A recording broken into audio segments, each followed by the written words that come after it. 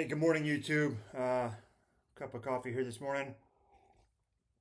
I'm gonna talk to you a little bit about length of pull. So I'm not an expert on this. Listen to the On the Perf Podcast this morning in the Adams. We're talking about length of pull and why it matters. There was a listener question. They are a shoulder mark. They are a voice only thing, so I was going to make a quick video. There are tons of videos on YouTube about length of pull, people that know way more about this stuff than I do. But just my background on it and kind of how I was brought up in the Army and how things have evolved over the last 27 years. So going back to that, when I was first joining the Army, nose to the charging handle was the thing. And then I've got a bunch of rifles around here to talk about stuff. But if you're not familiar with that, on the right side, left side of the rifle, you got a charging handle. And when I was growing up, you were taught to put your nose on the charging handle. Obviously, with a scope, that doesn't work. My forehead was on the scope. But we did that back in the day because you were using a rear aperture and a front sight post. And you wanted to have as repeatable of a sight picture as you could, lining up that rear aperture with the front sight post, right? And we had all these pictures and diagrams, and anytime you were missing, the drill sergeant told you you were an idiot and you weren't doing it right, and put your nose on the charging handle and stop being scared of the rifle. There was probably some truth to that, but it's now 2025, and virtually every rifle on the planet has an optic on it. I think everything in my safe has an optic except for a 10-22 takedown that can take an optic. I just don't have one on there because I want to teach my girls to shoot with iron sights before they started with optics. So, competition focus. This is my 3-gun rifle, okay? They're talking about how to set all this stuff up, your cheek riser, the length back here, all that stuff. Again, I am 6'5". I have about as long a length of pull as you're going to get. I have really long arms. The measurement, length of pull is from here to, I do it to right up here, kind of in the middle of this knuckle. That is 14.5 inches for me. Conventional wisdom says that when you hold your rifle, it should touch your bicep. There is not a rifle on the planet that's going to touch my bicep when I hold it, right? And I'll grab my PRS gun here in a minute, all right? That is a place to start. Now, if I bend, obviously it touches, but if I'm holding it at a right angle, it doesn't quite touch, okay? And then other rifles, this is a little personal defense rifle. By the way, unofficially, this is brought to you by Daniel Defense, because every rifle is going to be Daniel Defense. I have a shotgun, right? That's not Daniel Defense, but there we go. So see, big gap there. That doesn't mean I cannot shoulder that rifle and get behind it. It just means it's a little bit different. And if I'm talking fast, it's because I told myself I was going to do this in 10 minutes because I talk too much. So when you're setting up a rifle, length of pull, I'm not going to go into as much detail as they did, but the relationship that matters is your face going on the stock and how it lines your eye up behind your optic. That is what you're trying to set up. I like to run, you'll see I like to run low optics on everything. I don't run any of the super high risers. If that's for you, you do you. Why do I run that? Because I actually use a cheek stock weld. My cheekbone is right there. So when I shoulder the rifle, that's what I'm doing, is putting my cheekbone on the cheek riser. The guys that are running the really high stuff, they've gone to they'll put their teeth on it, they'll put a chin on it, they'll put something else on it. There are reasons to do that. There are reasons not to do that. If you buy night vision, buy a laser. Don't try to look through your optic with night vision. That's my take on that. So this is kind of a common stock. This is the Magpul PRS Lite. Adam Maxwell just did a YouTube video on how to set this up. I'm not going to redo it. This is how I set mine up. You'll notice I have a bigger gap here because I've pushed this back more than a lot of people have. And like him, I have a little bit of cant to meet my shoulder in it. But yeah, the other thing they talked about was putting your red dot forward on any defense rifle. I think you can get away with it because you've got a bolt on. Your handguard bolts up to the receiver a little bit different. Most guns, I would not recommend that. If life goes according to plan, I'll have a new job next year and I will buy a JP and I will move this back under here where is the more conventional place to put it. All right, but that is a setup. All right, another common setup you see, and this is a shotgun, but another common stock type you see in competition it's some kind of skeletonized thing here. Again, this is my shotgun, but again, still got a lot of rate.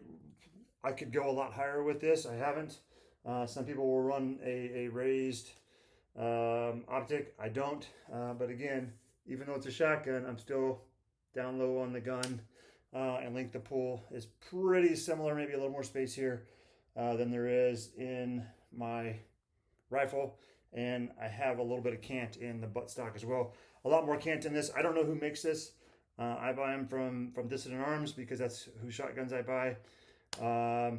The problem with this style, shot a shotgun match a couple weeks ago, had double feed, and we had to go from right shoulder to left shoulder. And I went the way I knew how, but instead of getting into the gun, when I came down, I got on the gun like this.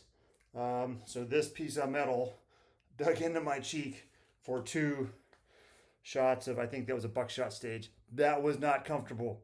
My cheek was sore for a couple days. It was only 2 shots. It's okay. I'm a grown up. I can take it. But that is this is another style you'll see. It requires a lot more dry fire, requires a lot more indexing on the gun. If you're tall like me, they do make a longer buffer tube. There's not actually a buffer in here, but it's a buffer tube.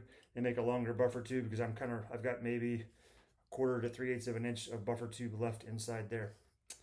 They also make a different one of these, which I haven't figured out yet. All right, so that's kind of that. Again, original rifle. So again, I run a low optic. If I'm running a traditional buttstock, I don't have a standard M4 buttstock. I meant to clear all these guns before I started. I don't have a standard M4 buttstock. I have Daniel Defense stuff. So if I'm running this, I'm not I'm not all the way down there. I'm below the scope.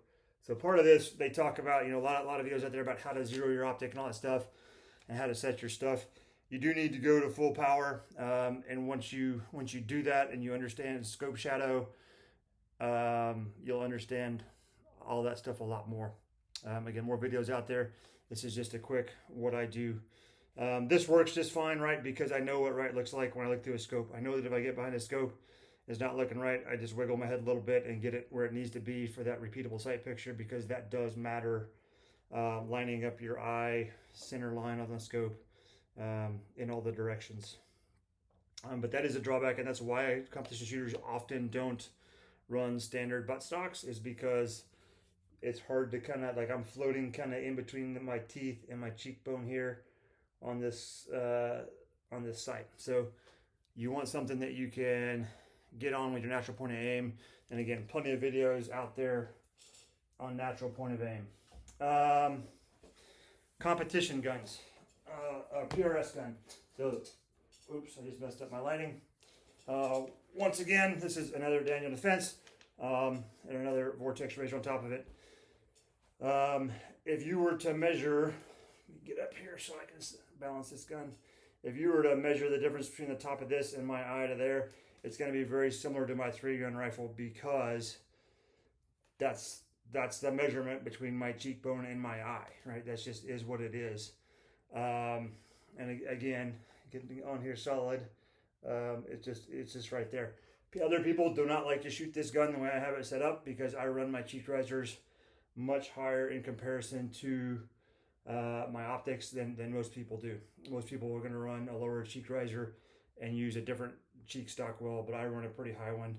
And again, very modular. You can adjust all this stuff and then lock it in with the various set screws on there. Lots of people make chassis style stocks like this that have all this, and that's why people like them. This chassis actually came with a different action and barrel on it. The action and barrel to this gun that's on that gun actually came in this stock, which is my primary hunting rifle. But again, if I'm holding that up, this one doesn't balance quite as well. You're seeing a very similar measurement between here and here. So how do I shoot this gun? I mostly shoot this gun off a tripod because I'm lazy and I hunt a pipeline in Georgia. And so I go out there and sit in my chair and I put my tripod in front of me and I lock this thing into a hog saddle. And when a deer walks out in front of me that I want to shoot, I shoot it. I'm told that's lazy hunting, but it puts deer meat in the freezer. So it is what it is. But yeah, so link to pull, different styles of stocks, different styles of stuff. But that's what matters, is figure out where you want all of your rifles to be on your face, somewhere between there, and then set all your rifles up the same. The caveat to that is if you're in the tactical world, I picked this gun up earlier. This is my home defense rifle.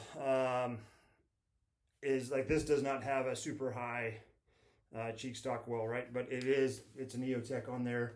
It's a holographic sight. So the beauty of the holographic sight is I just need to see the red dot. It doesn't have to be perfect inside there like it does on the scope. It's the beauty of red dots, is you can kind of put them wherever you want. But okay, yeah, cheek stock wells and setting up your stock. Lots of different stocks, lots of different setups. No, I'm not in 2005. I run this to have something to put my hand on so that I don't grab the suppressor, which would be normal for me. But that's it. I went about a minute over. It's a little over 11 minutes. Sorry. If you got questions on how I set up my guns or any of those guns, I'd be glad to answer them. I think I'm like up to like 15 subscribers now, which is pretty cool if you're me. So talk to you later. Have a good day, YouTube.